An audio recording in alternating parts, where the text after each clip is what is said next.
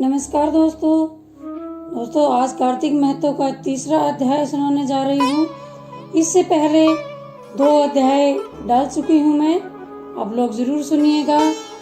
Link आपको आई button पे और डिस्क्रिप्शन बॉक्स में मिल जाएगा।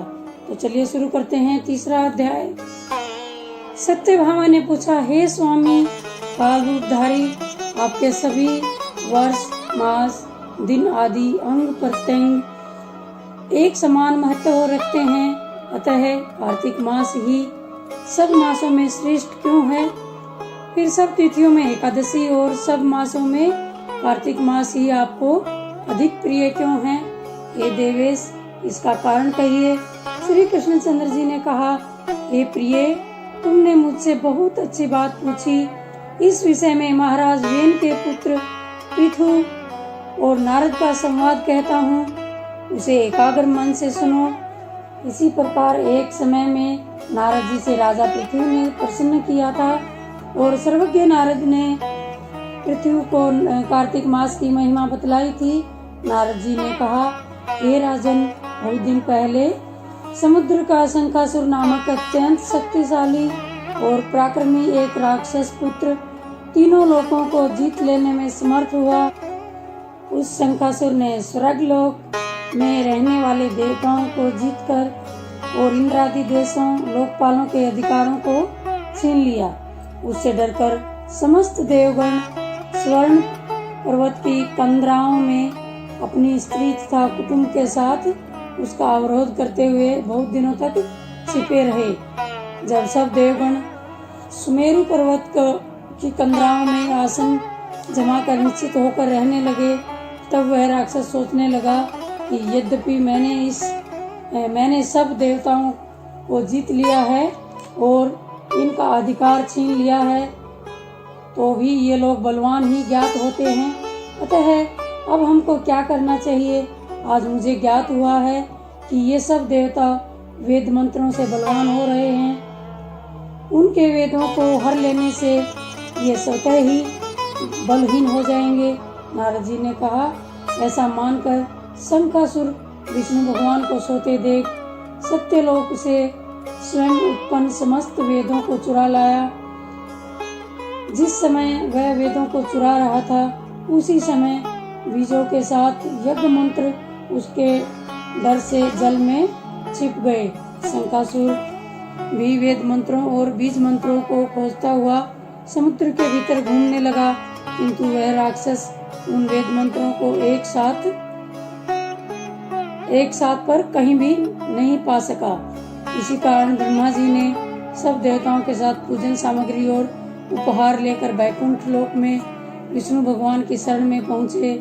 श्री विष्णु भगवान को प्रगाढ़ निद्रा से जगाने के लिए गाने बजाने तथा धूप गंधादिकों से बारंबार उनका पूजन करने लगे।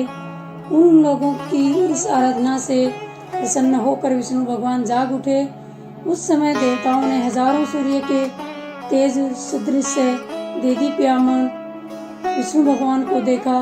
तत्पश्चात देवताओं ने विविध सामग्री द्वारा षोडशोपचार से विष्णु भगवान का पूजन करके पृथ्वी पर दंडवत किया। तब विष्णु भगवान ने उनसे कहा, हम आप लोगों के इस कीर्तन तथा मंगल लगन से प्रसन्न हैं। आप लोग अपना अभिष्ट वर मांगे, मैं सहर्ष दूंगा।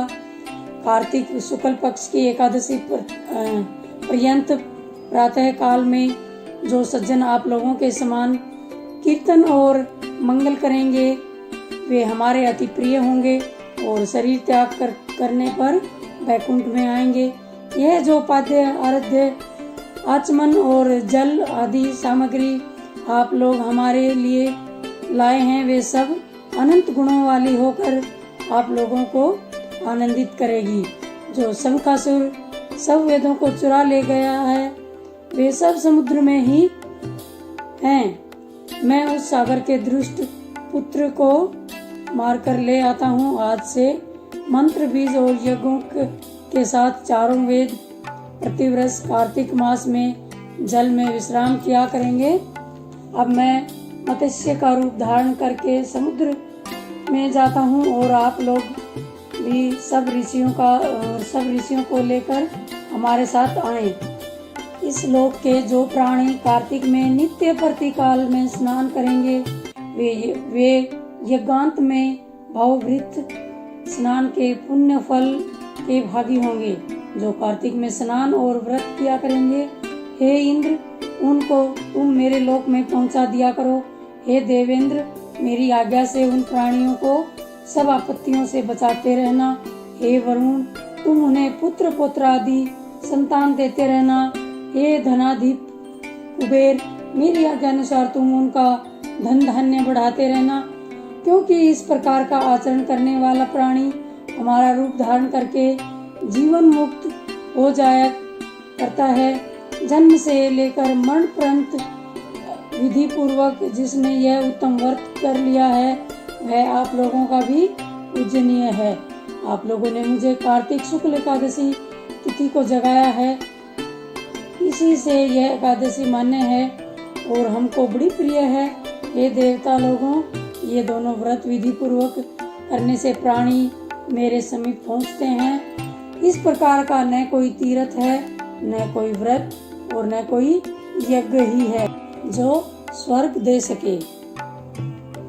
चौथा अध्याय। नारद जी बोले, ऐसा कहकर विष्णु भगवान मछली के समान रूप धारण कर विंध्यवासी कश्यप ऋषि की अंजलि में आ पहुँचे। कश्यप ऋषि ने दया करके उन्हें अपने कमंडलू में रख लिया। जब वह उनके कमंडलू में न समा सके तब उन्हें कुएं में डाल दिया। जब उसमें भी वह मछली न समा सकी तब उसे तालाब में फेंक दिया, और जब तालाब में भी न समा सकी तब उसे समुद्र में डाल दिया। वहाँ भी वह बढ़ने लगी। इसके उपरांत उस नारायण रूपी मत्स्य ने शंखासुर को मारा। तत्पश्चात उस शंख को हाथ में लेकर बद्री नारायण में आ पहुँचे। बद्री नारायण में सब मुनियों को बुलाकर आज्ञा दी। विष्णु ने कहा, पानी में इधर उधर फैले हुए वेदों को ढूंढो। शीघ्र ही आप लोग रहस्य युक्त वेदों को जल से निकालकर शीघ्र मेरे पास ले आएं। इतने काल तक मैं देवताओं के साथ प्रयाग में ठहरा हूँ। राज पृथु से नारद जी ने कहा। उसके पश्चात अपने तपोबल से समस्त ऋषियों ने यज्ञ बीजों के सहित सब वेद मंत्रों को ढूंढ निकाला। उन वेदों में से जो जो भाग जिस जिस मुनि को मिला, वह भाग उस मुनि को का हो गया। तत्पश्चात हे राजन, उसी दिन से उस भाग के वे ही ऋषि कहलाए। सब वेदों को लेकर मुनिगण प्रयाग में आए और ब्रह्मा को उन लोगों ने सब वेद समर्पित कर दिए।